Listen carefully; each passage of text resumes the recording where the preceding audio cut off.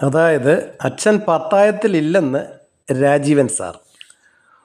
ഒരു കമ്മി പഞ്ചായത്ത് ജനപ്രതിനിധി രാജാവിനോട് ഒരു സെൽഫിക്കായി യാചിച്ചപ്പോൾ മാറി നിൽക്കെ എന്ന് പറയുന്ന തീരുമാനിച്ച് ഇത്തരം ടീമുകളായി മാത്രം ഇടപഴകുന്ന കമ്മ്യൂണിസ്റ്റ് ആവുമ്പോൾ അന്തങ്ങൾക്ക് എന്തോ ഒരു കോരിത്തിരിപ്പാണെന്നറിയാവോ. മകളുടെ ജീവനം രക്ഷിക്കാൻ ഏതറ്റം വരെയും പോകുന്ന ജോർജ് കുട്ടിയും മകളുടെ സമ്പാദ്യം സംരക്ഷിക്കാൻ എന്തു വില കൊടുത്തും അധികാരത്തിൽ കടിച്ചു തൂങ്ങാൻ ശ്രമിക്കുന്ന രായാവും. കെ രായാവിനെ എങ്ങനെ താരരാജാവിന് മറക്കാൻ പറ്റും? ആനക്കൊമ്പ് മാത്രമൊന്നുമല്ല, ഖജനാവിൽ നിന്ന് 4 കോടി പൊടിച്ച് സ്വീകരണം കൊടുത്തു അനന്തപുരിയിൽ. പിന്നെ ഹേമ കമ്മീഷൻ റിപ്പോർട്ട് പുറത്ത് വിടേണ്ടതെല്ലാം പുറത്ത് വിടാതെ ഈ താരരാജാക്കന്മാർക്കായി അത് ഒളിപ്പിച്ചത് ചെറിയ കഴിവല്ലോ ആണോ?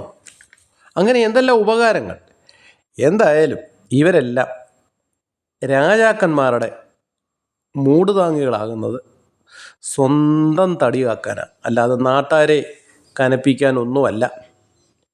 സെക്രട്ടേറിയറ്റ് അപ്പം ചീ ഒഴിച്ച് എല്ലാം മത്സരത്തിന് ഇറങ്ങുന്നു എന്ന് കേൾക്കുന്നു.